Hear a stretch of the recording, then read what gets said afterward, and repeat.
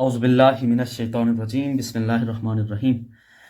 किताब अर्रहीकुल Maktoum video lecture number 8 आज record होने जा रहा है। जैसे कि हमने प्रीवियस लेक्चर्स में हमने डिस्कस की थी कि नबी पाक सल्लल्लाहु अलैहि वसल्लम की जो तबलीगी ज़िंदगी है उसको हमने स्टडी के लिए इजी करने के लिए हमने कहा था कि ये 2 पार्ट में डिवाइड होती है।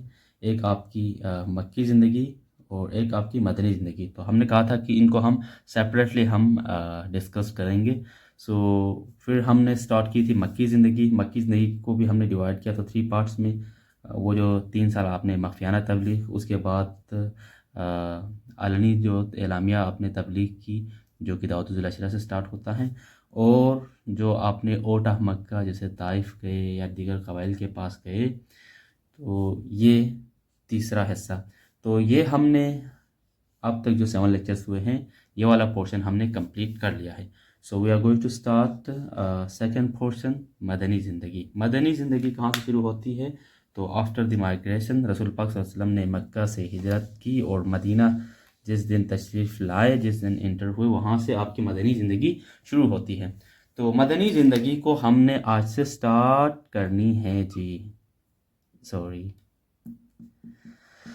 मदनी ज़िंदगी को भी हम डिवाइड करेंगे 3 मरहलों में ताकि हमारी स्टडी इजी हो। ठीक है। सबसे पहला मरहला कौन सा है? तो सबसे पहला मरहला वो है कि जिसमें फितने बर्पा किए गए, अंदर और बाहर के दुश्मनों की चढ़ाइयाँ। ये मरहला शुरू होता है इब्तिदाए दुखूल मदीना, यानी आप मदीने में इंटर हुए, वहाँ से ये वाला पोर्शन शुरू होता है और ये ख़त्म होता है सुलह हुदैबिया तक। ओके, जो कि मेरे ख्याल में 6 हिजरी है। ठीक है, ये पहला हिस्सा है आपकी जो मदनी ज़िंदगी है उसका। उसके बाद जो दूसरा पोर्शन है वो सुलह हुदैबिया से स्टार्ट होता है फ़तह मक्का। ठीक है, मक्का और प्लस जो आपने लेटर्स लिखे हैं शाहान आलम को, ठीक है, जो खतूत आपने लिखे हैं, तो ये मदनी ज़िंदगी का दूसरा पोर्शन है। यानी इन एक एक को हम अलग अलग हम अच्छी तरह डिस्कस करेंगे। और जो लास्ट और तीसरा पोर्शन है वो है लोगों का दीन में जोक दर जोक दाखिल होना। ठीक है, ये वाला जो पोर्शन है ये मरहला आपकी हयात के आखिर यानी रबीउल अव्वल यानी 11 हिजरी, ठीक है, वहाँ तक है। तो मदनी ज़िंदगी को भी हमने डिवाइड किया है 3 पार्ट्स में और इन हर एक को हम इंशाल्लाह सेपरेटली हम अच्छी तरह डिस्कस करेंगे। तो ये आप लोग अपने कॉपी में जट डाउन करें। So we are going to start the next topic. First of all हम डिस्कस करेंगे हिजरत के वक्त मदीना के हालात। ओके, जैसा कि यहाँ पर टाइटल दिया है, हिजरत के वक्त मदीना के हालात। ओके जी, देखें पैगंबर ख़त्म मरतबत ने कहाँ से हिजरत की है? मक्का टू मदीना। ठीक है, जब आप मदीना में इंटर होते हैं तो मदीने में रसूल सल्लल्लाहु अलैहि वसल्लम को 3 तरह की कौमों से आपको क्या पड़ता है? वास्ता पड़ता है। ठीक है, फर्स्ट ऑफ ऑल इन 3 में से फर्स्ट ऑफ ऑल कौन है? तो एक तो आपके क्या है? असहाब है, खुद आपके असहाब। ठीक है, दूसरा कौन सा क्या कहते हैं, जो दूसरी कौम है जिससे आपको वाबस्ता पड़ना है वो है मदीने के मुशरिकीन, मदीने के। ओके, याद है, चलो मैं डिटेल चल बताऊँगा उनके बारे में। तीसरा जिस कौम से आपको वाबस्ता पड़ना है वो है यहूद। ये 3 कैटेगरीज मदीने के अंदर हैं। तो रसूल को इन 3 कौमों से साबिक़ा दरपेश था। ठीक है, सबसे पहले हम बात करते हैं असहाब में। तो असहाब 2 टाइप्स के हैं। ठीक है, एक तो अंसार है, ठीक है, एक है मुहाजिरीन। अंसार कौन है? जो खुद मदीने के रेसिडेंट्स हैं। मुहाजिरीन कौन है? जिन्होंने रसूल सल्लल्लाहु अलैहि वसल्लम के साथ मक्का से माइग्रेशन की है, हिजरत की है, तर्क किया है मक्का को और आए हैं मदीना में। ये 2 असहाब हैं, इनसे आपको साबिक़ा दरपेश है। اس کے بعد نمبر 2 ہے مشرکین، ٹھیک ہے، مدینہ میں کچھ ایسے مشرکین بھی تھے، ٹھیک ہے، جو بظاہر آپ کے سامنے آ کے اسلام ایکسیپٹ کرتے ہیں، کنفیس کرتے ہیں، بٹ ان ریالٹی وہ اپنے اصلی آبائی دین پر وہ قائم رہتے ہیں، جسے ہم قرآن نے انہیں منافق کہا ہے۔ سامنے آپ کے سامنے اسلام ظاہر کرتے ہیں، پیٹھ پیچھے آپ کے خلاف سازشیں کرتے ہیں، ٹھیک ہے، یہ والی قوم بھی ہے۔ ان میں سب سے ٹاپ پر اگر میں بتاؤں تو یہ نام آپ یاد رکھیں، یہ کام آئے گا، عبداللہ بن ابی۔ اس کے بارے میں بتاؤں، دیکھیں یہ جو مدینہ میں تو جب رسول آئے تو انصار کے اندر بھی 2 کیٹیگریز ہے، ٹھیک ہے، 2 قبیلے تھے مدینہ کے بہت بڑے، ایک ہے اوس، دوسرا کیا ہے خزرج، ٹھیک ہے۔ یہ اوس و خزرج یہ تقریباً لڑتے رہے ہیں 120 سال، 120 سال یہ دونوں آپس میں لڑتے رہے ہیں، اوس و خزرج، ٹھیک ہے، اوس پلس خزرج۔ کس جنگ میں؟ اس جنگ کا نام ہے جنگ بؤاس۔ 120 سال یہ دونوں آپس میں کیا کرتے رہے ہیں؟ لڑتے رہے ہیں، ٹھیک ہے۔ تو ہوا یوں کہ یہ جو عبداللہ ابی، یہ جو کیا کہتے ہیں عبداللہ بن ابی تھا، تو جنگ بؤاس میں کیا ہوا، یہ 2 قبیلے تھے، یہ قریب تھے کہ اس کو کیا بنائیں؟ بادشاہ بنائیں، ٹھیک ہے۔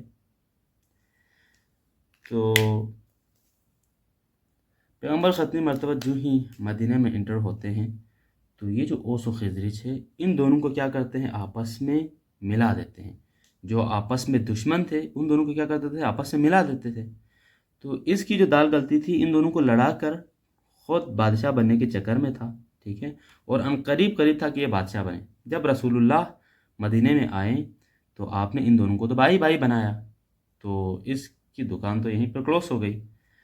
تو یہ تو بے بس ہو گیا، ٹھیک ہے، اس کی تو بہت بڑی، اس کو جو عہدہ ملنا تھا وہ تو ٹھپ ہو گیا۔ تو بظاہر یہ مجبور ہو کر اس نے کیا کیا، رسول صلی اللہ علیہ وسلم کے پاس اسلام ایکسیپٹ کیا، ٹھیک ہے۔ بعد میں آپ جنگ بدر میں دیکھیں یہ کیا منافقت کرتا ہے، جنگ احد میں یہ کیا منافقت کرتا ہے، اچھا جی غزوہ جو بنو نذیر ہے اس میں کیا یہ منافقت کرتا ہے، انشاءاللہ ہم ڈسکس کریں گے۔ تو یہ بظاہر اسلام قبول کرتا ہے لیکن حقیقت میں یہ وہیں اصل مشرکانہ دین پر تھا، اور اس نے بہت کیا کہتے ہیں نقصان اسلام کو پہنچایا۔ تو جنگ بواس کے بارے میں نے بتایا۔ اس کے بعد ہم یہ جو تیسری کیٹیگری ہے وہ ہے یہود کی ہے، ٹھیک ہے۔ اور یہود کے بارے میں اگر میں تھوڑا ڈیٹیللی میں بات کروں تو یہود جو ہیں وہ تھوڑے کیا کہتے ہیں پڑھے لکھے یعنی کہ ڈیسنٹ لوگ تھے، اور اسی لیے یہ جو یہود تھے وہ عرب کو کیا کہتے تھے؟ عرب کو وہ کہتے تھے امی، ٹھیک ہے، اوس و خزرج ان کو امی کہتے تھے۔ امی کا مطلب کیا ہے؟ ان پڑھ، جاہل، بدھو، وحشی، ٹھیک ہے، یعنی کہ امی کہتے تھے، یعنی کہ تم لوگ امی ہو، ان پڑھ ہو، وحشی ہو، جاہل ہو، بدھو ہو، اس کی نسبت ہم ڈیسنٹ لوگ ہیں، ہماری کیا ہے جی ثقافت ہے، ہماری کیا ہے تو ہمارے پاس توریت جیسی کتاب ہے، تو یہ لوگ فخر کرتے تھے۔ اور یہ یہود اتنی ان کی حکومت تھی کہ یہ جو عربوں کا مال اپنے لیے ماباح سمجھتے تھے، اٹھا کے لے جاتے تھے، کسی کو کوئی مجال نہیں تھی کہ ان کے خلاف اٹھ کھڑے ہوں، اتنے پاورفل تھے یہ۔ دوسرا یہ جو کیا کہتے ہیں یہود طاقتور تھے، اس کی وجہ یہ تھی کہ یہودیوں کے پاس یہ تمام فنون میں اور کیا کہتے ہیں یہ لوگ مہارت رکھتے تھے، ٹھیک ہے، ان کے پاس اچھی اچھی مہارتیں تھیں، ان میں سے تمام غلہ، ٹھیک ہے، عربوں کو یہ پرووائڈ کرتے تھے، کھجور کے بڑے بڑے باغات ان کے پاس تھے، کھجور یہ پرووائڈ کرتے تھے، شراب، عرب سارے شراب پیتے تھے، ٹھیک ہے، شراب کی پروڈکشن ساری یہی کرتے تھے، یہود کرتے تھے، ٹھیک ہے۔ اس کے بعد جو کپڑے جو بنتے تھے سارے یہ بھی ان کی فیکٹریاں بھی ساری یہود کے ہاتھ میں تھی، یعنی کہ کل اقتصاد ابھی یہ بھی یہی ہے، ابھی بھی آپ دنیا کا پورا اقتصاد دیکھیں تو اصل جو اقتصاد ہے مین چیزیں ابھی بھی یہود کے ہاتھ میں ہیں، ٹھیک ہے۔ آپ یہ نہ سوچیں کہ اس وقت تھا ابھی ختم ہو گیا، ابھی فلسطین و اسرائیل کی اتنی بڑی جنگ چل رہی ہے، پوری دنیا اس طرف جا رہی ہے، مسلمان خود بھی بے بس ہے، خاموش ہیں، فلسطین کے خلاف اطلاق کھولنے کے لیے تیار نہیں، وہ اس لیے ہے، وہی اقتصاد کا چکر ہے، کیونکہ پورا اقتصاد ان کے ہاتھ میں تو اس وقت بھی تھا، ٹھیک ہے، یہ بڑے ڈیسنٹ لوگ تھے، ٹھیک ہے۔ اور اس کے بعد ایک اور چیز جس کی وجہ سے اس کو پاور تھے، وہ یہ کیا کرتے تھے، یہ جو عرب تھے کوئی کام تو کرتے نہیں تھے، یہ لوگ ان سے کیا لیتے تھے؟ قرض لیتے تھے، اور مشرکین یہ کیا کرتے تھے؟ مشرکین کو یا عرب کے ان کو سود پر قرضے دیتے تھے، ٹھیک ہے؟ اور جس کے بدلے میں یہود کیا کرتے تھے؟ گروہی طور پر ان کی زمینیں رکھ لیتے تھے، ٹھیک ہے؟ مطلب آپ مجھ سے لے لو بھائی $1000 آپ لو، مطلب 1000 درہم آپ مجھ سے لو، اس تاریخ کو نہیں لوٹایا تو میں تو ایک زمین وہ گروہی رکھ لیتے تھے، زمین اڑا لیتے تھے، جس طرح سے ابھی فلسطین میں یہی ہوا۔ تو یہ کام یہ لوگ کرتے تھے، تو اس وجہ سے یہ لوگ کیا تھے؟ یہ یہود کیا تھے؟ ان چیزوں کی وجہ سے یہ لوگ پاورفل تھے، اور اس وقت آلدو بہت سارے قبائل تھے، لیکن جو ٹاپ ان کے جو قبائل تھے وہ 3 بہت بڑے قبائل تھے۔ ان میں سے 3 جو مشہور قبائل تھے، ان کے نام یاد رہیں کہ مدینہ میں یہود کے جو 3 مشہور قبائل تھے ان میں سے ہے بنو قینقاع، یہ ایک، بنو نذیر، اور لاسٹ میں ہے بنو قریظہ، ٹھیک ہے؟ یہ 3 قبائل جب رسول پاک مدینہ میں آئے تو آلریڈی یہ 3 تھے۔ ان میں سے یہ دونوں کیا کرتے تھے؟ یہ اوس و خزرج، یہ دونوں سپر پاور عرب کے 2 قبائل تھے، ان دونوں کو آپس میں لڑواتے تھے۔ انہوں نے ایک ٹرک اپنائی ہوئی تھی، وہ یہ تھی کہ یہ جو بنو قینقاع تھے وہ خزرج کے حلیف تھے، ٹھیک ہے؟ اور یہ دونوں کس کے حلیف تھے جی؟ یہ دونوں اوس کے۔ تو یہ تینوں تو آپس میں ملے ہوئے تھے، ٹھیک ہے؟ تو یہ ان کو بھڑکاتے تھے، یہ ان کو بھڑکاتے تھے، اور یہ دونوں بیوقوف آپس میں لڑتے رہتے تھے، اور ان کی عداوت جیسے کہ میں نے کہا 120 سال جنگ بعاث یہ لڑتے رہے یہ لوگ۔ تو ان دونوں کی لڑائی سے ان کی زمینیں یہ ہڑپتے تھے، ان سے سود کے پیسے اور ان کے تمام کیا کہتے ہیں اکنامی، سب کچھ انہوں نے اپنے ہاتھ میں لیا ہوا تھا، اور یہ بدو عرب آپس میں لڑتے رہتے تھے۔ تو یہ رسول ختم مرتبت کا کمال تھا کہ جو ہی آپ مدینے میں انٹر ہوئے ان دونوں کو بائی بنایا، ان کی بھی ریڑھ کی ہڈی ٹوٹ گئی، اور یہ جو مشرکین تھے ان کی بھی ریڑھ کی ہڈی ٹوٹ گئی، ٹھیک ہے؟ پھر پیغمبر ختم مرتبت نے ایک نئے معاشرے کی وہاں پر تشکیل آپ نے انجام دی۔ اب ہم بات کرتے ہیں اس کے بارے میں، اوکے؟ تھوڑا ہسٹری میں بتاؤں تو دیکھیں، نبی پاک صلی اللہ علیہ وسلم وہاں مکہ سے نکلے ہیں، مختلف مقامات سے گزرتے ہوئے مدینہ میں انٹر ہوئے ہیں۔ مدینہ میں آپ کا بہترین استقبال ہوتا ہے۔ جس تاریخ کو یاد رکھیں کہ کس تاریخ کو آپ مدینہ میں انٹر ہوا ہے، تو وہ ہے جی جمعہ، ٹھیک ہے؟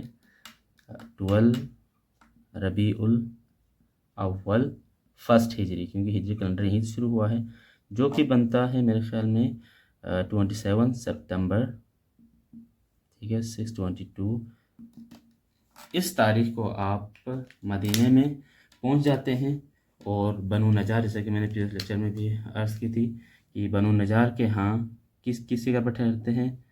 ابو ایوب انصاری، ٹھیک ہے؟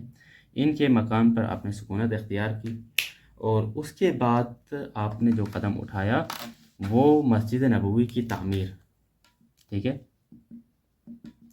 مسجد نبوی کی تعمیر، جہاں پر پیغمبر ختم مرتبت کی اونٹنی بیٹھی وہیں پر وہ زمین آپ نے خریدی۔ اور یہ کوشچن پوچھا جاتا ہے کہ مسجد نبوی کی جو زمین تھی جس سے آپ نے پرچیز کیا وہ 2 یتیموں کی تھی، وہ 2 یتیم، ان کے نام پوچھے جاتے ہیں، ایک کا نام تھا سہل اور ایک کا نام کیا تھا؟ سہیل، ٹھیک ہے؟ ان دونوں سے آپ نے اس زمین کو خریدی، اس کے بعد مسجد کا کام شروع کیا، خود آپ نے اصحاب کے ساتھ مل کر کام کیا، اور اس کے بعد مسجد نبوی 1 ہجری میں یہ تیار ہو جاتی ہے، ٹھیک ہے؟ اور مسجد نبوی نہ صرف ایک مسجد عبادت گاہ تھی بلکہ یہ ایک درسگاہ بھی تھی، ٹھیک ہے؟ رسول صلی اللہ علیہ وسلم دین کی تعلیمات یہیں پہ دیتے تھے۔ اس کے علاوہ یہ ایک پارلیمنٹ بھی تھی، ٹھیک ہے؟ ٹھیک ہے، یا جس کے اندر کیا کہتے ہیں مجلس شورا ہے، ٹھیک ہے؟ یا جو انتظامیہ وغیرہ مجلس انتظامیہ ہے، جو یعنی جو سیکیورٹی کے جو امور ہے، خلاصہ کلام کے تمام اجلاس مسلمانوں کے اسی مسجد میں ہوتے تھے، ٹھیک ہے؟ اور یہ 1 ہجری کی بات ہے۔ اور 1 ہجری میں ایک اور اہم کوشچن آپ لوگ یاد رکھیں کہ اذان، ٹھیک ہے؟ یہ اسی سال سے شروع ہوئی ہے، یعنی 1 ہجری سے، ٹھیک ہے؟ اذان کا آغاز 1 ہجری سے ہوا ہے۔ اس کے بعد پیغمبر ختم مرتبت نے 2 بڑے کام انجام دیے ہیں، ٹھیک ہے؟ جو مدینہ کو اسلام کا قلعہ بنانے میں کیا کہتے ہیں ریڑھ کی ہڈی کی سی اہمیت کے برابر ہیں۔ وہ 2 کام کیا ہے؟ تو سب سے پہلے مسلمانوں میں بائی چارگی، یہ انہوں نے ٹاپک دیا ہے، اس کو میں کہوں گا مواخات مدینہ۔ جی، آپ نے سب سے پہلے کیا کیا، کیونکہ آپ صلی اللہ علیہ وسلم کے ساتھ جو آئے ہیں وہ تو کون تھے؟ مہاجرین۔ جو مدینے میں تھے وہ تھے انصار، ٹھیک ہے، پھر انصار میں اوس و خزرج، ٹھیک ہے۔ تو سب سے پہلے آپ نے ان دونوں کے درمیان، مہاجرین و انصار کے درمیان آپ نے کیا کیا؟ رشتہ مواخات قائم کیا، ٹھیک ہے۔ اور یہ کوشچن پوچھا جاتا ہے کہ یہ جو رشتہ مواخات کا جو رشتہ آپ نے اسٹیبلش کیا وہ کس کے گھر میں تھا؟ تو وہ تھا جی حضرت انس بن مالک۔ یہ کوشچن آپ لوگ یاد تھا، رشتہ مواخات کا جو اسٹیبلشمنٹ، یہ جو کام اسٹیبلش ہوا یعنی بھائی چارگی کا، وہ کس کے گھر پہ ہوا؟ تو یہ انس بن مالک، ٹھیک ہے۔ اب یہ جو رشتہ مواخات تھا یہ کیسا رشتہ تھا؟ تو یہ ایک معاہدہ تھا۔ کیسا معاہدہ؟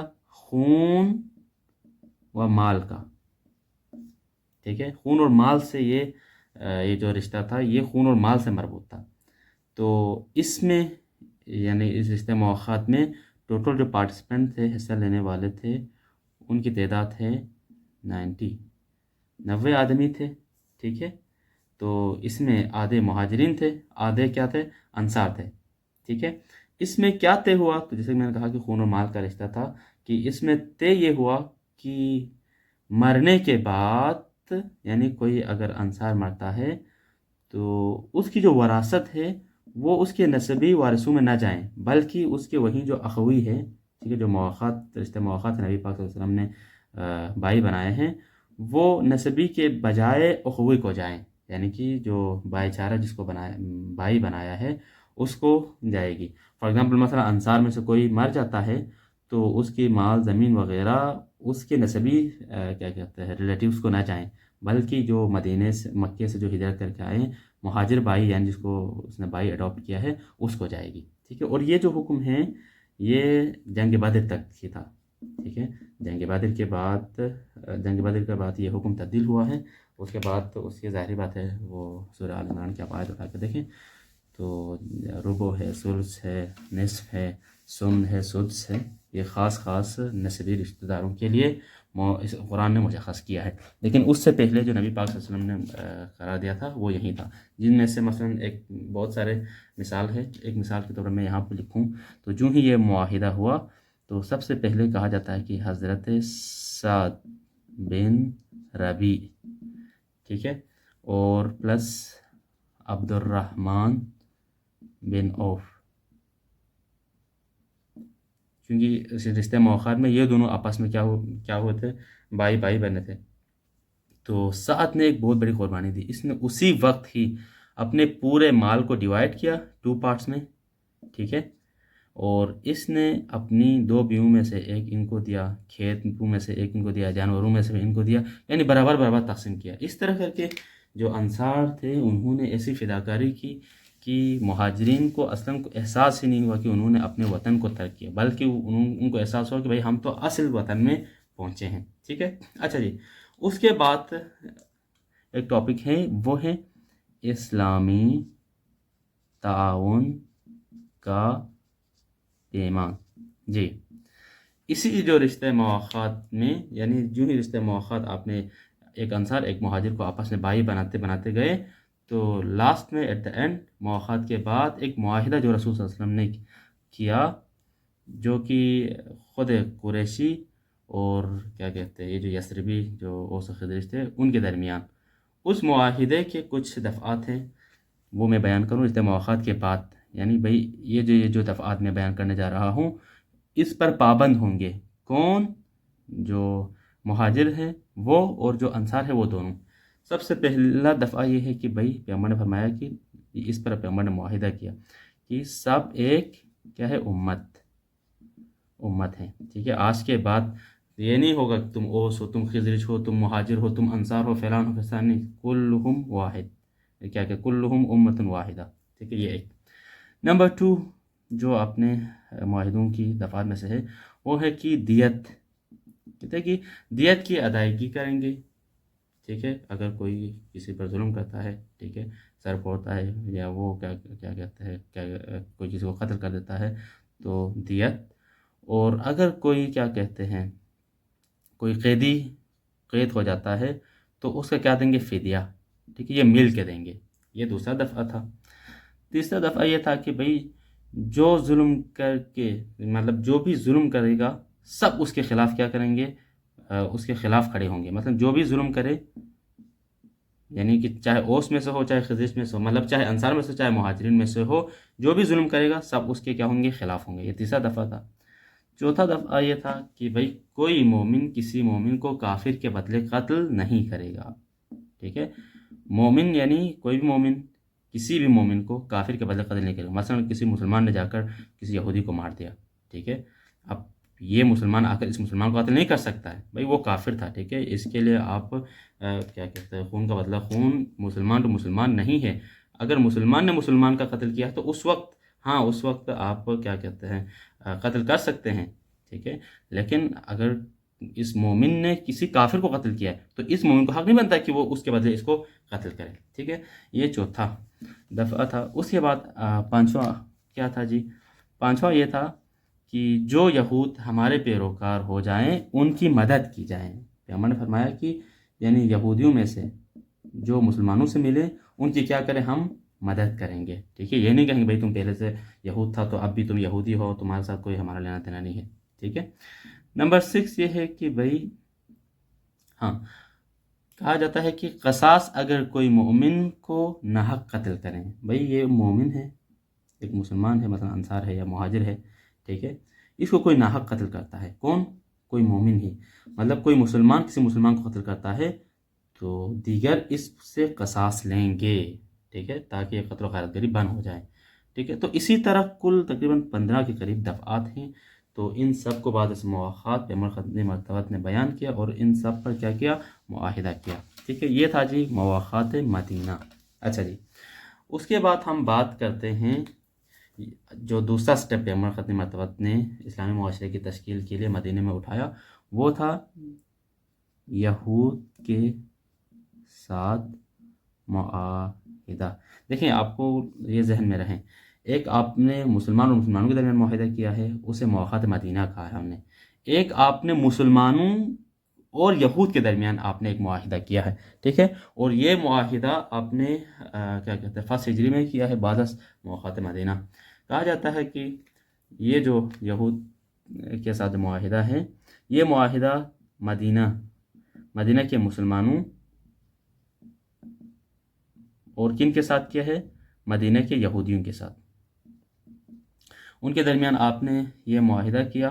اور اس معاہدے کے بھی کچھ دفعات ہیں، ان دفعات کو میں اگر سر فیس بیان کروں تو سب سے پہلے یہ ہیں کہ کیونکہ اس سے پہلے کیا تھا، یہ یعنی مسلمانوں کے یہودیوں سے رسول صلی اللہ علیہ وسلم نے یہ جو معاہدہ کیا، اس سے پہلے تو میں نے عرض کیا کہ یہود اپنے آپ کو بادشاہ سمجھتے تھے، ان کا مال اپنے لیے مباح سمجھتے تھے۔ اچھا جی، ان پر کیا کرتے تھے، ان کو یہ لوگ امی کہتے تھے۔ اچھا جی، ان کو پیسے سود پر دیتے تھے تاکہ یہ اور بھی نیچے دب کے رہیں، ٹھیک ہے، تمام اقتصاد نے اپنے ہاتھوں میں لیا ہوا تھا، ٹھیک ہے، اور ایک دوسرے کے حلیف کے چکر میں ایک دوسرے کو لڑا کر ان سے فائدے اٹھاتے تھے۔ تو پیغمبر نے ان سب کو کٹ اپ کرنے کے لیے یہ اقدام اٹھایا، بھائی مدینے کے مسلمان اور یہودی کے درمیان آپ نے ایک معاہدہ کیا۔ ان معاہدے کی دفعات سب سے پہلے یہ ہے کہ یہود اپنے اخراجات کے ذمہ دار ہوں گے اور مسلمان اپنے اخراجات کے۔ یہ نہیں کہ کیونکہ اس سے پہلے بھی یہ یہود ٹیکس لیتے تھے مسلمان، وہ وہاں کے جو عرب جو مشرکین تھے پہلے سے انصار تھے ان سے، تو پیغمبر نے فرمایا کہ آج کے بعد یہود اپنے اخراجات کے ذمہ دار ہوں گے اور مسلمان اپنے اخراجات کے ذمہ دار ہوں گے۔ یہ فرسٹ دفعہ۔ دوسرا ہے کہ بھائی جو طاقت اس معاہدے کے کسی فریق سے جنگ کرے گی سب اس کے خلاف آپس میں تعاون کریں گے۔ اب یہ معاہدہ میں کر رہا ہوں، جو بھی اس معاہدہ کے کسی فریق سے جنگ کریں، کیونکہ اس معاہدے کے فریق کون ہے؟ مسلمان ہے، فریق اول، فریق دوم کون؟ یہودی ہے۔ تو یہ یہود اور مسلمان اب آپس میں کبھی نہیں لڑیں گے۔ اگر کوئی مسلمان یہود سے لڑے، کوئی یہودی مسلمان سے لڑے تو سب مل کے اسی سے لڑیں گے جس نے ابتدا کی ہے، ٹھیک ہے۔ یہ دوسرا دفعہ تھا۔ اس کے بعد تیسرا دفعہ یہ تھا کہ بنو اوف کے یہود مسلمانوں کے ساتھ مل کر، یہ میں لکھتا ہوں بنو اوف، ٹھیک ہے، بنو اوف کے یہود جی، بنو اوف کے یہود مسلمانوں کے ساتھ مل کر ایک ہی امت ہوں گے، یہود اپنے دین پر عمل کریں گے اور مسلمان اپنے دین پر، ٹھیک ہے، کیونکہ یہ تھوڑے معتدل قسم کے یہود تھے، تو پیغمبر نے فرمایا کہ یہ مسلمانوں کے ساتھ مل کر ایک ہی امت ہوں گے، ٹھیک ہے، اور یہ یہود ہم فورس نہیں کریں گے یہ بھی اسلام پر عمل کریں، اور یہ ہے کہ مسلمانوں کو فورس کریں گے کہ تم لوگ یہودی احکامات پر عمل کرو، نہیں، تم لوگ یہود اپنے دین کے مطابق عمل کریں گے، مسلمان اپنے دین پر، لیکن جو دین مسلمان جو اسلام کو سچا دین سمجھ کے ایکسیپٹ کریں اس کی بات الگ، لیکن زور و زبردستی جبر اکراہ نہیں ہوگا، ٹھیک ہے، یہ ہو گیا جی تیسرا شق اس کی۔ اس کے بعد چوتھا دفعہ اگر ہم بات کریں تو فرمایا کہ کوئی آدمی اپنے حلیف کی وجہ سے مجرم نہ ٹھہرائے گا، ٹھیک ہے، یعنی یہ چوتھا تھا، یعنی کوئی بھی آدمی اپنے حلیف کی وجہ سے مجرم نہیں ٹھہرائے گا۔ اگر کسی مثلا اوس و خزرج فلان کے کیا کہ اوس مثلا بنو قینقاع کے حلیف ہے، تو ان سے اگر کوئی کچھ ہو گئی تو یہ مطلب پورے اوس والے یہ مجرم نہیں ہوں گے، ٹھیک ہے، وہ اس کا اپنا معاملہ، ٹھیک ہے، سب مل کر اس کے خلاف اٹھ کر پھر جنگ برپا نہیں کرنی۔ نمبر 5 یہ تھا کہ مظلوم کی مدد کی جائے گی، سب مل کر، جو بھی مظلوم ہوگا اس کی سب مل کر کیا کریں گے، مدد کریں گے، ٹھیک ہے۔ اس کے بعد کچھ اور ہم 2-3 دفعات اور بیان کرتا ہوں، پھر اس ٹاپک کو میں کلوز کرتا ہوں۔ اچھا جی، نمبر 6 تھا کہ بھائی اس معاہدے کے سارے شرکا پر مدینہ میں ہنگامہ آرائی، گشت و خون، اچھا کیا کہتے ہیں، قتل و غارت، یہ کیا ہوگا، حرام ہوگا، کیونکہ اس معاہدے میں مسلمان اور یہود تھے، تو آج کے بعد مدینے میں قتل و غارت، ٹھیک ہے، یا کوئی ہنگامہ آرائی، یہ سب کیا ہے، آج کے بعد حرام ہے، کوئی بھی نہ قتل و غارت کر سکے گا، نہ کوئی خون خرابہ، نہ کوئی ہنگامہ آرائی آج کے بعد، اس معاہدے کے بعد، ٹھیک ہے، تاکہ ایک پرامن مدینے کی فضا ہو۔ دفعہ نمبر 7 تھا کہ فرمایا کہ اس معاہدے کے فریقوں میں کوئی نئی کیا کہتے ہیں بات یا جھگڑا پیدا ہو جائے جس میں فساد کا اندیشہ ہو، تو اس کا فیصلہ اللہ اور محمد فرمائیں گے۔ بھئی یہ جو اس معاہدے کے جو دو حلیف ہیں مسلمان اور یہود، اگر ان دونوں کے درمیان کسی بات پر کیا ہو گئی جی، نزاع پیدا ہو گئی، ٹھیک ہے، کوئی جھگڑا پیدا ہو گیا، تو جنگ نہیں کریں گے، لڑیں گے نہیں، بلکہ اس کا فیصلہ رائے حل کی طرف جائیں گے، اور فیصلہ کس سے لیں گے، اللہ اور رسول سے، ٹھیک ہے، یہ 7ویں شق تھی۔ اور 8ویں یہ تھی کہ بھئی قریش اور اس کے مددگاروں کو پناہ نہیں دی جائے گی، ٹھیک ہے، کیونکہ مدینے میں ابھی تو انصار اور مہاجرین ہے، وہ تیسرا کیٹیگری کیا ہے، یہود ہے، اب انصار و مہاجرین تو ایک ہو گئے جن کو ہم نے ٹائٹل دیا مسلمان، اور یہود دوسرے، تو ان دونوں کے جو مشترکہ دشمن تھے، ٹھیک ہے، اب مشترکہ دشمن تو نہیں کہہ سکتے، مسلمانوں کے ہی دشمن تھے، وہ تھے کہ مکہ کے قریشی، ٹھیک ہے، قریش مکہ، ٹھیک ہے، تو پیغمبر نے اس معاہدے میں طے کیا کہ مسلمان اور یہود، یعنی اس معاہدے کے جو دو فریق ہیں، یہ قریش کو مدینے میں اصلاً جگہ نہیں دیں گے، جو بھی آئے گا اس کو واپس کر دیں، ٹھیک ہے، تاکہ یہ لوگ قریشی آ کر مدینے میں نفوذ نہ کریں، کیونکہ مسلمانوں کو پتہ تھا اگر کوئی قریشی آئے تو یہودیوں کو تو ویسے ہی مسلمان چپتے تھے، ٹھیک ہے، تو یہودی تو یہ آ کے یہودیوں کو بھڑکاتے اور یہودی ان کے مسلمانوں کے خلاف کھڑے ہو جاتے ہیں، ٹھیک ہے، یا یہ ان کی معاونت کرتے، اس وجہ سے پیغمبر نے فرمایا کہ قریش اور اس کے مددگاروں کو پناہ نہیں دی جائے گی اصلاً، ٹھیک ہے۔ اور نمبر 9 جو تھا، بس اسی پہ سٹاپ کرتا ہوں، جو کوئی یثرب پر حملہ آور ہو، یعنی جو کوئی مدینہ پر، ٹھیک ہے، کوئی بھی مدینہ پر حملہ آور ہو تو اس سے لڑنے کے لیے سب باہم کیا کریں گے، تعاون کریں گے، ٹھیک ہے، کوئی بھی باہر کی کوئی طاقت اگر مدینے پر حملہ کرتی ہے تو اس صورت یہ نہیں دیکھا جائے کہ بھائی انہوں نے مسلمان پر حملہ کیا ہے، انہوں نے یہودیوں پر حملہ کیا ہے، نہیں، مدینے پر حملہ سب پر حملہ ہے، جو بھی مدینے پر حملہ کریں تو اس معاہدے کے دونوں فریق یہود اور مسلمان دونوں پابند ہوں گے کہ سب مل کر اس کے خلاف کیا کریں گے، جنگ کریں گے، ٹھیک ہے۔ تو اس معاہدے کے بعد اپنے بڑا کر کے ٹائٹل کے ساتھ لکھتا ہوں کہ اس معاہدے کے بعد مدینہ اسلام کا کیا بن گیا جی، اسلام کا دارالحکومت بن گیا۔ اب اس معاہدے کی جو جتنے بھی جو میں نے دفعات بیان کیے ہیں آپ غور سے دیکھیں تو ہر دفعہ مسلمانوں کے نفع میں ہے، اسلام کے نفع میں ہے۔ اس معاہدے کے بعد اسلام تھوڑا سٹرونگ ہوا پہلے کی نسبت، ٹھیک ہے۔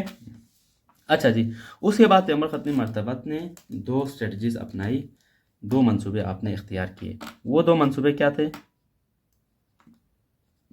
دیکھیں یہ جو قریش تھے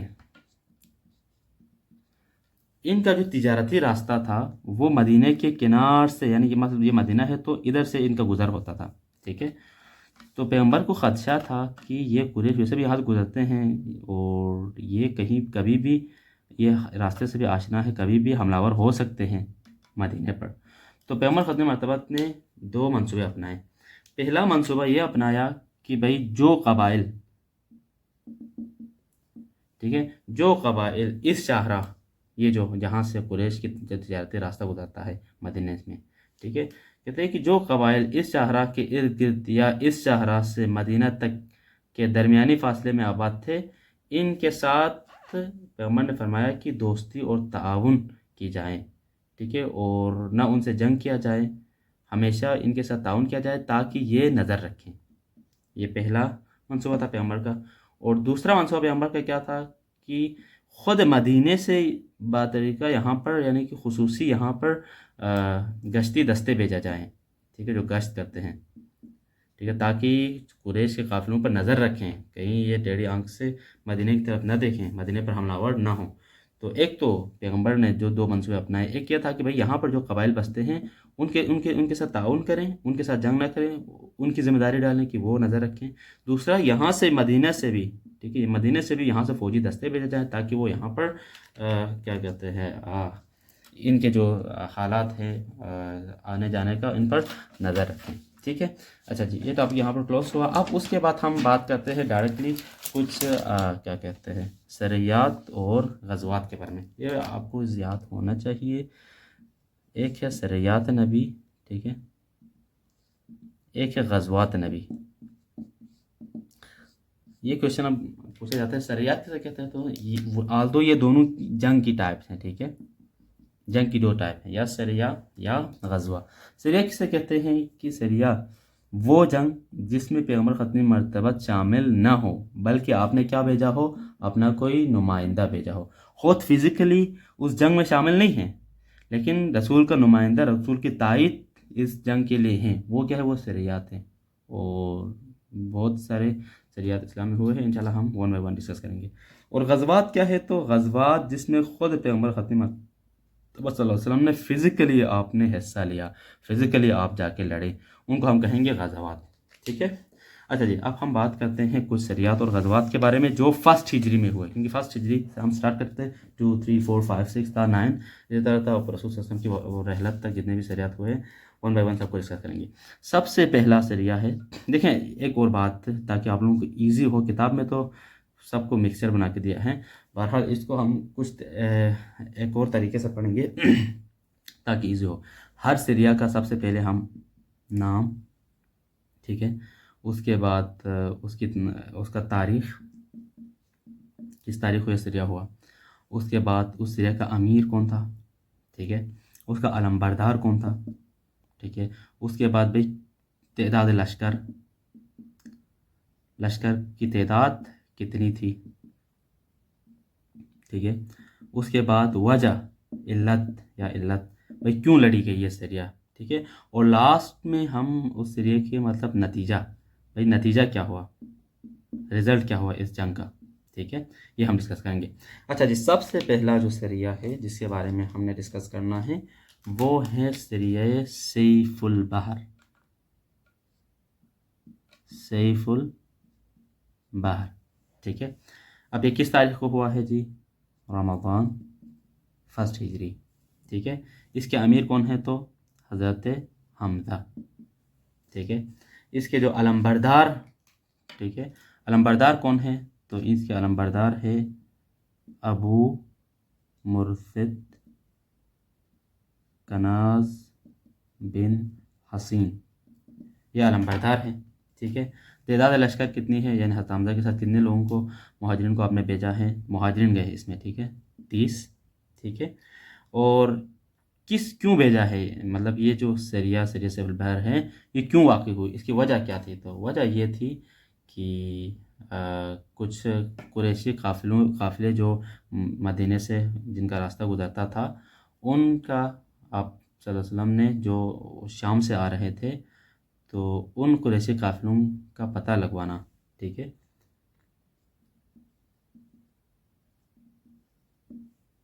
قریشی قافلے کے بارے میں پتہ کرنے کے لیے پیغمبر ختم مرتبت نے یہ حضرت حمزہ کی سربراہی میں 30 کے قریب مہاجرین کے لشکر کو روانہ کیا تھا، اور اس قریشی قافلے میں 300 افراد تھے، ٹھیک ہے۔ تو یہ تمام جاتے ہیں، اور جب وہاں پہنچتے ہیں تو کوئی جنگ منگ تو نہیں ہوتی، ٹھیک ہے۔ تو جو اور اس قافلے میں ابو جہل بھی تھا ساتھ میں، ٹھیک ہے۔ تو مسلمان جب وہاں پہنچتے ہیں اس جگہ پر جہاں سے ان کا گزر ہوتا ہے، تو عن قریب جنگ کے لیے آمنے سامنے ہوتے ہیں، لیکن یہاں پر ایک شخص ہے جن کا نام ہے میں اس کو کچھ ڈفرینٹ کلر میں لکھوں تاکہ آپ کو کہا جاتا ہے کہ مجدی، یہ ہے قبیلہ جہنیہ، قبیلہ جہنیہ کے سردار جس کا نام تھا مجدی بن عمر۔ مسلمان اور یہ جو قریش ہے یہ سب چاہتے تیر اندازی ہونے کے لیے تیار ہوتی ہے، لیکن یہ کیونکہ دونوں کا حلیف تھا تو یہ جا کر اس جنگ کو رکواتا ہے۔ بہرحال بغیر جنگ کے مسلمان وہاں سے واپس آتے ہیں، تو نتیجہ کیا ہوا تھی؟ نتیجہ بغیر جنگ کے واپس آتے ہیں، ٹھیک ہے۔ اب میں اسی طرح سے ہی چلوں گا۔ تو یہ پہلا سریہ ہوا جس کا نام تھا سیف البحر، ٹھیک ہے۔ اب اس کے بعد جو دوسرا سریہ ہوا ہے وہ ہیں جی سریہ رابع۔ ہر سریہ کو اسی طرح سے آپ لوگ بنائیں تاکہ آپ لوگوں کے ذہن میں رہیں۔ یہ ہوا ہے، تاریخ اس کی ہے شوال 1 ہجری، ٹھیک ہے۔ اس کے امیر ہے حضرت ابو عبیدہ بن حارث، ٹھیک ہے، یہ اس کے امیر ہے، ٹھیک ہے۔ اور جو لشکر کی تعداد ہے جس میں 60 مہاجرین آپ کے ساتھ گئے، ٹھیک ہے۔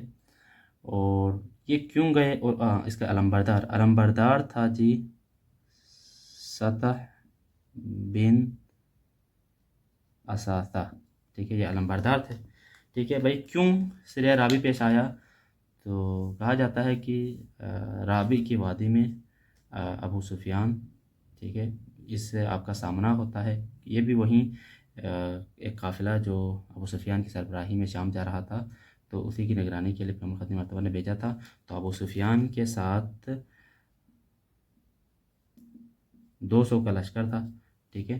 تو پیغمبر ختم مرتبہ نے صرف ان پر مد نظر رکھنے کے لیے اس قافلے کو روانہ کیا ابو عبیدہ بن حارث کے ساتھ۔ تو یہ وہاں جاتے ہیں اور تیر اندازی بھی ہوتی ہے دونوں فریقین کے درمیان، ٹھیک ہے، ابو سفیان کے لشکر اور مسلمانوں کے درمیان، لیکن کوئی جنگ یہاں پر بھی نہیں ہوتی، ٹھیک ہے، یہاں پر بھی کوئی جنگ۔ نتیجہ کیا ہے جی؟ بغیر جنگ کے مسلمان آ جاتے ہیں، ٹھیک ہے۔ اور اس جنگ میں ابو سفیان کے لشکر سے 2 افراد، ٹھیک ہے، جن کے نام ہے مقداد بن عمر اور دوسرے کا نام ہے عتیبہ بن غزوان، یہ 2 اس قافلے سے آ کر مسلمانوں سے ملتے ہیں اور مسلمان ہو جاتے ہیں۔ اور یہ دونوں مکہ سے آئے ہی یہیں تھے، اسی لیے آئے تھے کہ تاکہ یہ لوگ اسی بہانے سے جا کے مسلمانوں سے ملیں۔ تو یہ دوسرا سریہ جس کے بارے میں ہم نے ڈسکس کیا۔ اس کے بعد جو تیسرا سریہ ہے وہ ہے سریہ خرار، ٹھیک ہے، سریہ خرار یہ تیسرا ہے، ٹھیک ہے، اس پہ شرط لگائیں، خرار، سریہ خرار یہ کب ہوا جی؟ ذیقعدہ میں ہوا ہے، ٹھیک ہے، یہ بھی 1 ہجری کی ہے۔ اس کے امیر کون ہیں جی؟ حضرت سعد بن ابی وقاص، یہ اس کے سردار ہیں، ٹھیک ہے۔ اور علمبردار حضرت مقداد بن عمر، یہ علمبردار ہیں، ٹھیک ہے۔ اور تعداد لشکر اگر ہم بات کریں تو 20 آدمی ہے، ٹھیک ہے۔ اور یہ کیوں گئے؟ علت کیا تھی بھائی؟ یہ جو سریہ کیوں پیش آئی؟ تو یہ اس لیے کہ رسول صلی اللہ علیہ وسلم کی طرف سے قریش کے ایک قافلے کا پتہ لگوانا تھا، ٹھیک ہے، اور ان کو تاکید کی تھی کہ بھئی آپ خرار سے آگے نہیں جانا۔ تو یہ قافلہ راتوں کو دن کو پیدل جاتا اور راتوں کو سکونت اختیار کرتے ہوئے وہاں تک پہنچا۔ بالآخر کوئی بھی جنگ نہیں ہوتی ہے، یہ جب وہاں پہنچے تو قافلہ گزر گیا تھا، تو نتیجہ بغیر جنگ کا یہ ختم ہوا، ٹھیک ہے۔ تو یہ تھی سریہ خرار، کہ اب جنگ ہو نہ ہو بہرحال یہ عملیات کے لیے گئے ہیں تو تاریخ میں ثبت ہوئے ہیں، لہٰذا ہمیں ذہن میں ہونے چاہیے۔ اوکے، اس کے بعد جو تیسرا سریہ ہے، بلکہ تیسرا سریہ نہیں ہے بلکہ ہے جی غزوہ، ٹھیک ہے۔ اوکے، اس غزوے کو کہتے ہیں غزوہ ابوا۔ اوکے، یہ کوشچن پوچھا جاتا ہے کہ غزوہ ابوا کا دوسرا نام کیا ہے، تو غزوہ وادان، ٹھیک ہے۔ ایک تو یہ کوشچن پوچھا جاتا ہے کہ غزوہ ابوا کا دوسرا نام کیا ہے، تو غزوہ وادان۔ ایک اور کوشچن پوچھا جاتا ہے کہ اسلام میں سب سے پہلا غزوہ کون سا ہے، تو وہ بھی یہی ہے، ٹھیک ہے۔ اور یہ پیش آتا ہے جی 2 صفر کو، یعنی دوسرے سفر، 2 صفر، اور یہ بھی فرسٹ ہجری میں ہی ہے، بلکہ نہ فرسٹ ہجری نہیں بلکہ 2 ہجری، سیکنڈ ہجری میں ہے، ٹھیک ہے۔ اس لیے بعض لوگ اشتباہ کرتے ہیں، آپ لوگ غور سے دقت کریں۔ سیکنڈ ہجری میں جنگ کیا کہتا ہے، بدر بھی ہوئی ہے، تو جنگ بدر یہ سفر میں ہوئی ہے، جنگ بدر بعد میں ہوئی ہے، تو دونوں سیکنڈ ہجری میں ہوئے ہیں، ٹھیک ہے۔ تو ہم سمجھتے ہیں کہ دونوں سیکنڈ ہجری میں ہوئے تو جنگ بدر پہلے، نہ، جنگ بدر سے پہلے جو غزوہ وادان تھا یہ پہلے ہوا ہے۔ تو امیر کون ہے، تو خود جب غزوہ ہے تو خود رسول اللہ خود اس کے کیا ہے، امیر ہے، ٹھیک ہے۔ اور تعداد لشکر کی بات کریں تو 70 ہے، یعنی 70 آپ صلی اللہ علیہ وسلم کے ساتھ ہے مہاجرین، ٹھیک ہے۔ اور جب رسول صلی اللہ علیہ وسلم نکلے ہیں تو ظاہری بات ہے مدینہ تو ایسے ہی تو نہیں چھوڑا، مدینہ میں آپ نے جو اپنا نائب بنایا ہے وہ ہے سعد بن عبادہ، ان کو آپ نے اپنا نائب بنایا ہے کہاں پر، مکہ میں، اور مدینہ میں اپنا نائب بنا کے پھر آپ اس غزوے کے نکلے ہیں، اور اس کے علمبردار حضرت حمزہ اس کے علمبردار ہے، ٹھیک ہے۔ تو مقصد کیا تھا، علت کیا تھی اس غزوے کی، تو اس غزوے کا جو مقصد تھا وہ قریش کے قافلے کا راستہ روکنا تھا، ٹھیک ہے۔ جب رسول اللہ صلی اللہ علیہ وسلم وادان کے مقام پر پہنچے تو کوئی بھی واقعہ پیش نہیں آتا، کیونکہ وہ قافلہ آلریڈی گزر گیا تھا، ٹھیک ہے۔ اس کے بعد پیغمبر ختمی مرتبہ وہاں پر کیا کہتے ہیں وادان میں 15 دن سٹے کرتے ہیں، 15 دن کے بعد یعنی کہ مدینے سے باہر رہیں آپ، پھر واپس مدینے میں آتے ہیں۔ تو نتیجہ کیا ہوا جی، وداؤٹ جنگ یہ غزوہ بھی یہاں پر کلوزٹ ہوتا ہے۔ اچھا جی، اس کے بعد ہم نیکسٹ کی بات کرتے ہیں، نیکسٹ بھی غزوہ ہی ہے جسے کہتے ہیں غزوہ بوات، ٹھیک ہے۔ یہ کب پیش آیا جی، سیکنڈ ہجری میں ہی، کب، ربیع الاول میں پیش آیا ہے یہ غزوہ بوات، اور یہ کیونکہ غزوہ ہے تو امیر خود رسول اللہ ہیں، ٹھیک ہے۔ اور تعداد لشکر ہے تو تعداد لشکر کی بات کریں تو 200 ہیں، ٹھیک ہے۔ اچھا، اس کے علمبردار کی بات کریں تو سعد بن ابی وقاص یہ علمبردار تھے، ٹھیک ہے۔ اب مدینہ کا امیر کون تھا، جس غزوے میں بھی رسول نکلے، ظاہر بات ہے ادھر مدینہ کا کیا کہتا ہے امیر بھی آپ نے معین کیا ہے، تو وہ تھے سعد بن معاذ، یہ مدینہ کے کیا تھے جی، رسول کے نائب تھے مدینہ میں، رسول صلی اللہ علیہ وسلم تو اس جنگ کے لیے آئے ہیں اس لیے۔ اچھا جی، اس جنگ کا جو مقصد تھا، وجہ، علت کیا تھی، تو علت یہ تھی کہ یہاں پر بھی قریش کے ایک قافلے کا پیچھا کرنا تھا جو کہ امیہ بن خلف، ٹھیک ہے، رسول صلی اللہ علیہ وسلم کا دشمن، اس سمیت 100 آدمی، ٹھیک ہے، پلس 2500 بلکہ 2500 اونٹ تھے، تو انہی کا تعاقب کرنا تھا، ٹھیک ہے۔ تو اس جنگ میں بھی کوئی معاملہ پیش نہیں آیا، نہ کوئی جنگ ہوتی ہے، کچھ بھی نہیں ہوتی ہے، بہرحال یہ جنگ بھی تاریخ میں ثبت ہے، بہرحال آپ کے ذہن میں رہیں۔ اس کے بعد ایک اور غزوہ ہیں، وہ ہیں جی غزوہ صفوان۔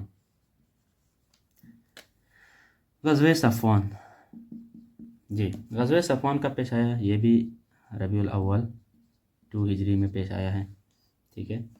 اور اس غزوے کی وجہ کیا تھی، علت کیا تھی، تو علت یہ تھی کہ کہا جاتا ہے کہ کرز بن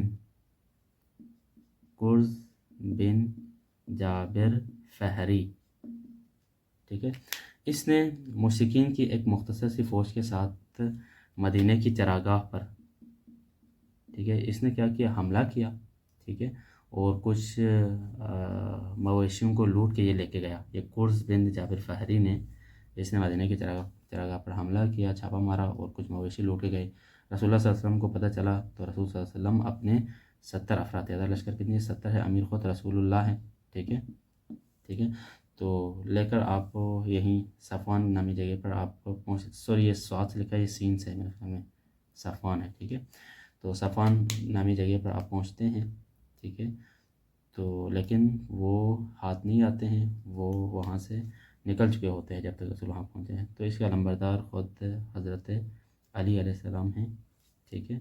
और नतीजा विदाउट जंग ये भी यहाँ पर क्लोजिट होती है। और ज़ाहिर बात है नबी सल्लल्लाहु अलैहि वसल्लम आए तो मदीने का अमीर कौन है, यहाँ पर किसको अमीर बना के आप आएँ, तो कहा जाता है कि ज़ैद बिन हारिस, इनको आपने मदीने का क्या बनाया जी, सफ़ीर बनाया। ओके जी, ये भी यहाँ पर ख़त्म हुआ। उसके बाद एक और ग़ज़वा है जिसका नाम है ग़ज़वा ज़िल अशीरा, ग़ज़वा ज़िल अशीरा। ग़ज़वा ज़िल अशीरा ये कब पेश आया जी, जमादी अव्वल को, ठीक है। अब तो मेरे मार्कर्स भी रुक गए हैं सारे। और ये भी सेकंड हिजरी, ठीक है, सेकंड हिजरी के अवाखिर है अब तो, ठीक है। और यहाँ पर अमीर कौन है जी, खुद रसूलुल्लाह है, क्योंकि ग़ज़वा है ये, ठीक है। और जो तादाद लश्कर हैं वो इसके बारे में इख्तलाफ है, बाज़ कहते हैं 150, बाज़ कहते हैं 200, हम 200 को ही लिखते हैं, ठीक है। तो इन्होंने क्या कहते हैं यहाँ पर मकसूद क्या था, तो मकसूद ये था कि एक काफ़िला कुरैश का जो शाम जा रहा था, ठीक है, उसका ताक़ुब करना था, ठीक है, कुरैशी काफ़िले का इसका ताक़ुब करना था। तो जब रसूलुल्लाह सल्लल्लाहु अलैहि वसल्लम पहुँचते हैं इस जगह पर तो ऑलरेडी ये काफ़िला निकल चुका होता है, यानी कि ये मक्का से शाम जा रहे थे उस वक्त। तो इस काफ़िले का आपने ताक़ुब करना था दावत अल-अशीरा, इस क्या कहते हैं ग़ज़वा अल-अशीरा में। और इसके जो सरबराह थे ख़ुद अबू सुफियान थे, ठीक है। तो जब रसूलुल्लाह वहाँ पहुँचे तो ये ऑलरेडी वहाँ से शाम जा चुके थे। लेकिन ये बात याद रखें कि ये वही जंग है, ये वही काफ़िला है कि जब शाम से ये वापस आ रहा था तो नबी पाक सल्लल्लाहु अलैहि वसल्लम ने इस काफ़िले पर हमला किया। ये काफ़िला ख़ुद तो जान बचा के चला जाता है, ठीक है, ये काफ़िला निकल जाता है। लेकिन इस काफ़िले से आप सल्लल्लाहु अलैहि वसल्लम और आपके असहाब ने 1000 ऊँट, ठीक है, और 50,000 दीनार, ठीक है, मालियत हासिल किया, ठीक है। और आप सल्लल्लाहु अलैहि वसल्लम ने मदीने में लाया, ठीक है। और यही वजह बनी जंग बदर की, ठीक है, क्योंकि मुसलमानों ने इनका काफ़ी माल लूटा था। क्योंकि उससे पहले जो ग़ज़वा सफ़वान में हमने कहा था कि जो कुर्ज़ बिन जाबिर थे उन्होंने मुसलमानों के मवेशी लूटे थे, तो उनका बदला तो क्या कहते हैं चोरी किए थे, छापा मार के, ठीक है, लूट मार की थी। तो ज़ाहिर बात है उसका बदला लेना था, तो वो बदला इस शक्ल में लिया गया था। हाँ, इसका अलमबरदार मैंने लिखा है हज़रत हमज़ा है अलमबरदार, ठीक है। तो ये जंग कुछ इस तरह से ख़त्म होती है कि वापसी पर, यानी कि ये लोग जब शाम जा रहे थे तो कोई जंग नहीं हुई, क्योंकि मुसलमान लेट पहुँचे, ये ऑलरेडी निकल चुके थे। लेकिन वापसी पर ख़ुद तो निकल के बस निकल गए, लेकिन इनका माल व मता मुसलमानों के हाथ आया। उसके बाद हम अगर नेक्स्ट की बात करें, अब ये तो मिट रहा है, अब आप लोग दिक्कत करें। ओके, नेक्स्ट है सीरिया नखला, ठीक है, ये अब सीरिया है, ग़ज़वा नहीं है, ठीक है। सीरिया नखला ये पेश आ जाता है जी रजब सेकंड हिजरी में, ठीक है। और इसके जो अमीर है वो है अब्दुल्ला बिन जहश, अब्दुल्ला बिन जहश इसके अमीर है। और कहा जाता है कि इनमें जो तादाद लश्कर थी वो 6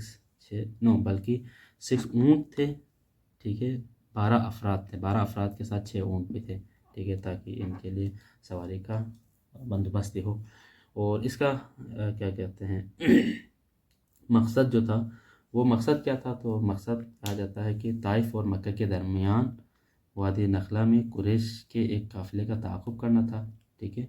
जब ये मुसलमान यहाँ से निकले और जब नखला पहुँचे तो ये काफ़िला कहा जाता है कि किशमिश, चमड़े اور سامان تجارت لیے ہوئے وہاں سے گزر رہا تھا، تو جس پر عبداللہ بن مغیرہ کے دو بیٹے عثمان اور نوفل اور عمر بن خضرمی اور حکیم بن کیسان، یعنی یہ 3 افراد تھے، انہوں نے جنگ کرنے کی کوشش کی، لیکن جنگ نہیں ہوئی۔ لیکن ہوا یہ کہ بعد میں مسلمانوں نے ان پر حملہ کیا اور عمر بن خضرمی کو تیر مار کر اس کو وہیں پہ مار دیا۔ باقی لوگوں میں سے عثمان اور حکیم کو گرفتار کیا، ٹھیک ہے، جبکہ نوفل بھاگ نکلا۔ مسلمانوں نے سارا سامان ان سے کھینچ لیا اور مدینہ لایا، اور بعد میں مسلمانوں نے اس سے خمس نکالا۔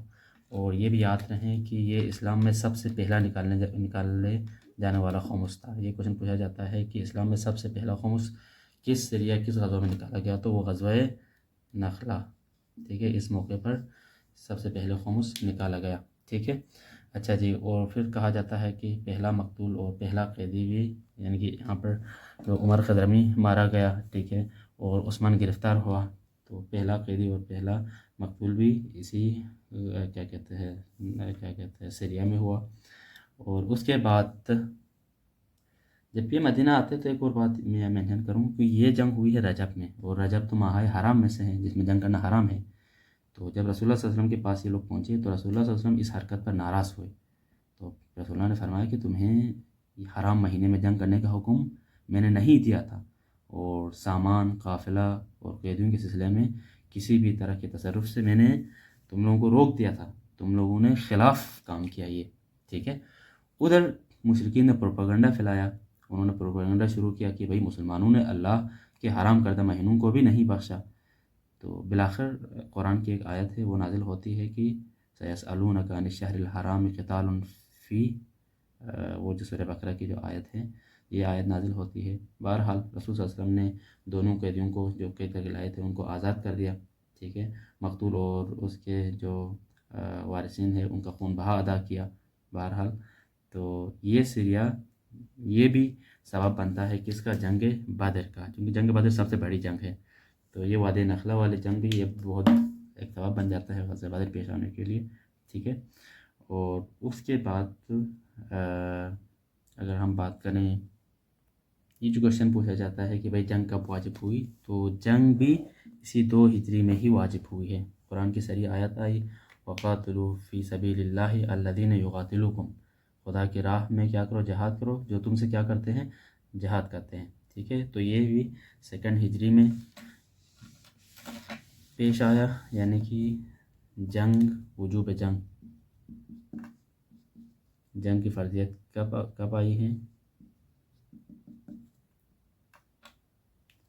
یہ 2 ہجری میں۔ اور 2 ہجری کا ایک اور واقعہ میں بتاؤں تو قبلے کا حکم، ٹھیک ہے، یہ پیش آیا ہے شعبان 2 ہجری میں، ٹھیک ہے۔ خدا کی طرف سے حکم آیا کہ بیت المقدس سے آپ کس کی طرف رک کر کے نماز پڑھیں، بیت المقدس کی بجائے آپ خانہ کعبہ کی طرف، ٹھیک ہے۔ میرے خیال میں یہیں پہ سٹاپ کروں۔ تو یہ کچھ سریات اور غزوات تھیں جو 1 اور 2 ہجری میں رونما ہوئی، اور ان میں سے کچھ غزوات اور سریات ایسی تھی کہ جو اسلام میں سب سے بڑی جو جنگ ہوئی ہے جنگ بدر، اس کے لیے سبب بنی۔ تو اس کے بعد کل ہم انشاءاللہ نیکسٹ لیکچر نمبر 9 میں ڈائریکٹلی غزوہ بدر، جس کو غزوہ بدر کبریٰ کہا جاتا ہے، اس کے بارے میں ہم ڈسکس کریں گے۔ وصلی اللہ علیہ سیدنا محمد وآل محمد وعجل فرجہم۔ تھینک یو جی، جزاک اللہ۔